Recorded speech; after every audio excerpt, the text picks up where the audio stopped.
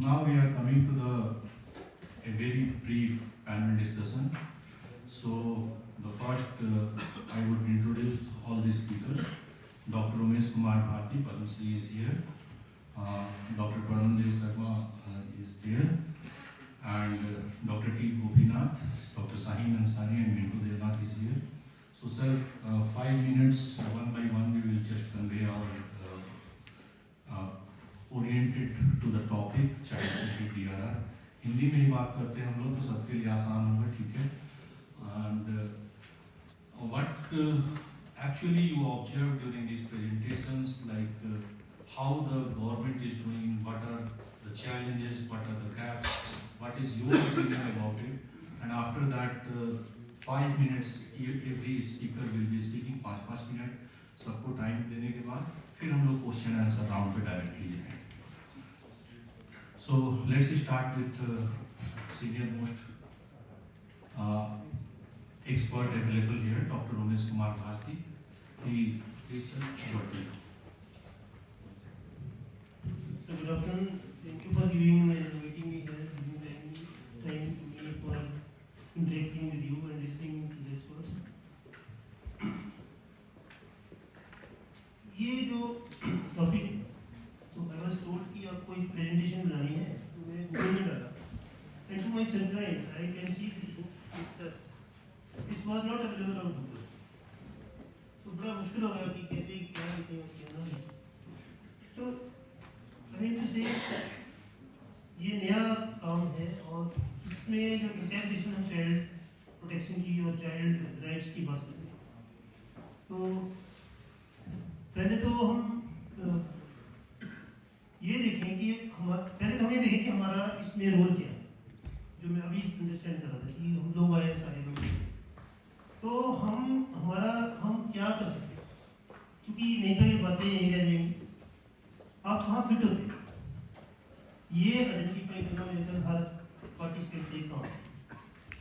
Once you decide कि मैं यहाँ फिट हूँ, देन स्टार्ट वर्किंग कि वहाँ कैसे बिल्डअप किया जाए, ठीक है, और वहाँ क्या क्या बिल्डअप हो सकता है child protection and child rights के.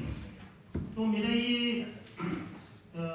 ऑब्जर्वेशन है कि हम यूं ही ना जाएं, हम अपना रोल आइडेंटिफाई करके जाएं ऊपर से एंड उस पर काम शुरू करें, क्योंकि now you are the masters of this training.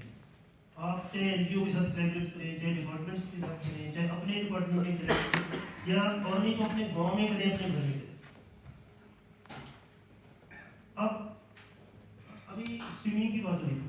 आप मानोगे कि जब मैंने अपनी हिमाचल की खड्डों में सीखा पियर्स के साथ स्विमिंग, पियर्स के हाथ पूरी आते भी सीखता था, अच्छी आते भी सीखता है, तो सब नहाते थे, मजे लेते थे, तो हमें लगता था हम भी नहाए, मरते मरते बचे ही नहीं, क्योंकि कोई गाइड तो होता नहीं था, छलांगबाज ही देखा जाए. And later on I saved 7 people including both of my younger brothers from drowning. तो मुझे बड़ा अच्छा लगा जो बिहार में मेरे को आई रियली कमेंट दे. सिर्फ प्रॉब्लम आइडेंटिफाई करना हमारा काम नहीं है, उसको सॉल्व करना, उसको कैसे उसको मिटिगेट करना, ये भी जस्ट है. उसको मिटिगेट कैसे करना है, तो इन्होंने जो swimming school went to him and tried to know कि कैसे swimming stand. You would be surprised, I was discussing with somebody, after retirement I would open a swimming school, ताकि बच्चों को या जो भी है लोगों को पढ़ाया जा सके, उनको बताया, उनको सिखाया जा सके कि स्विमिंग कैसे करें. तो it is very important topic. दूसरा जो मैं अभी डेटा में देख रहा था कि 3% लगभग 2.25% जो हैंडीकैप्ड लोग, उनके लिए हम क्या कर सकते हैं, उसमें से बच्चे भी हम. एंड मैं एक बीइंग ए डॉक्टर आपको एक बात बताऊँ, मेरे ऑफिस में एक लेडी काम करती है, उसका जो बेटा है वो 15 घंटे बाइक चलाता था. Once he met with accident and he became disabled. उसकी एक टांग काटनी पड़ी, अभी भी हॉस्पिटल में. तो एक्सीडेंट का ये उसकी गलती से हुआ चला, लेकिन केवल बिना गलती के भी हो. Suddenly you fell somewhere and then you became disabled from it. तो कोई मैकेनिज्म होगा तभी आपको वो हेल्प करेगा, यदि आपने खड़ा किया होगा. तो ये दो बातें मैं समझता हूँ कि बहुत जरूरी जो मैं कहना चाहता था. तीसरा डेंजर जो इस वक्त एपिडेमिक क्या है, तो पता नहीं कब आएगा. देखो मैं ये मानता हूँ कि चार पांच डिजास्टर जो अभी भी होते हैं, एवरी डे होते हैं। और मैं उनको बुक्स में क्या लिखा है तो पता नहीं, लेकिन बीइंग ए डॉक्टर मैं कह सकता हूँ सबसे बड़ा डिजास्टर जो हो रहा है वो इन्वायरमेंट डिग्रेडेशन। रोज पेड़ कट रहे हैं, रोज सीमेंट के घर बन रहे हैं, and how important this is to change the landscape of the diseases environment and health. अब WHO ने नई कोशिश शुरू की है, हमारे एक नेशनल प्रोग्राम एनवायरमेंट हेल्थ, ये डिजास्टर रोज हो रहा है and how we are contributing to this disaster. कम से कम मैं सारी उम्र ही पैदल चला ऑफिस के लिए, अभी भी लोग मेरे को देख सकते हैं कि I go to the office and come back walking, it becomes around 10 kilometre. तो मेरी तो ये कंट्रीब्यूशन है, मैं अपनी दे रहा हूँ, लेकिन बड़ी सारी बहुत बड़ी कार में मैं भी जा सकता हूँ 40 लाख रुपये, वो जाम में फंसी है और बुरी तरह से वो चारों तरफ धुआं फैल रहा है। तो मैं रिक्वेस्ट करूंगा कि जो ये ठीक है, जो हम पढ़ते हैं कि अर्थ पे आएगा तो क्या होगा, आग लगेगी तो क्या होगा, जो आज में डिजास्टर्स आपको गिना रहा हूं जो रोज होते हैं, one of them is environmental degradation. दूसरा क्या है, डॉग बाइट। बच्चों को ये सिखाना कि डॉग से कैसे बचना है, डॉग के साइन एंड सिम्टम क्या है, दूर से देख के कैसे एग्रेशन में आ रहा है, कैसे रास्ता चेंज करना है, उसको छेड़ना नहीं है, उसको तंग नहीं करना है, उसको तो ये dog bite is happening every day. हमारे लगभग 20 to 30 मिलियन डॉग बाइट्स रोज हो रहे हैं, एनुअली हो रहे हैं। यू कैन इमेजिन कि रोज कितने हो रहे हैं इंडिया।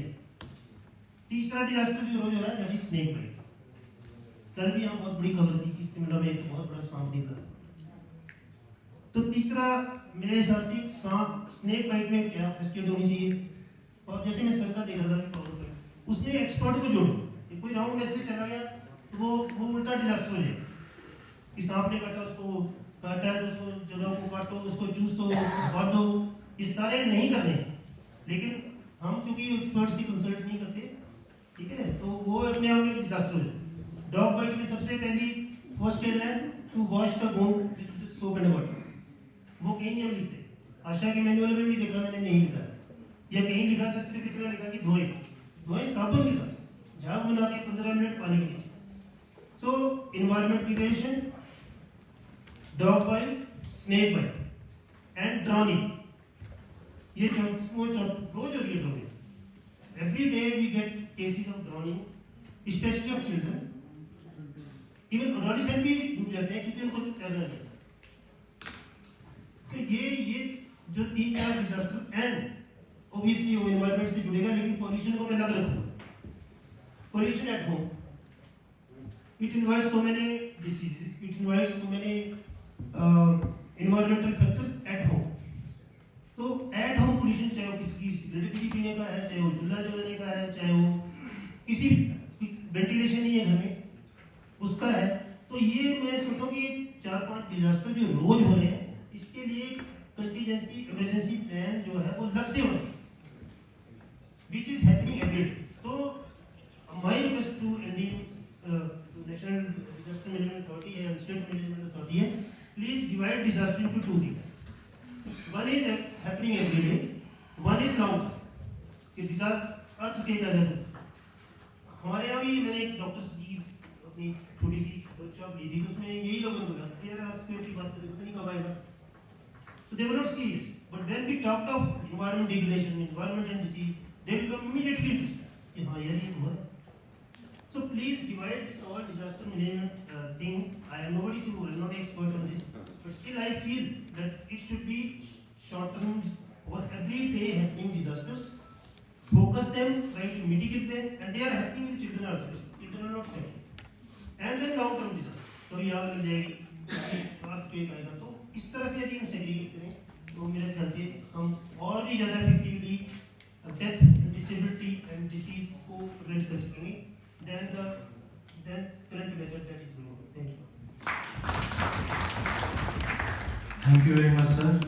सर ने बहुत ही सरल शब्दों में रोजमर्रा की दिनचर्या में क्या परेशानियां हम फेस करते हैं उसके बारे में बताया है, और साफ संकेत ये है कि अगर हम अपने दिनचर्या के कार्यों के दौरान अगर इमरजेंसी को हैंडल करने में सक्षम होंगे तो निश्चित रूप से किसी बड़ी आपदा को भी उनका सामना करने के लिए हमारी तैयारी रहेगी।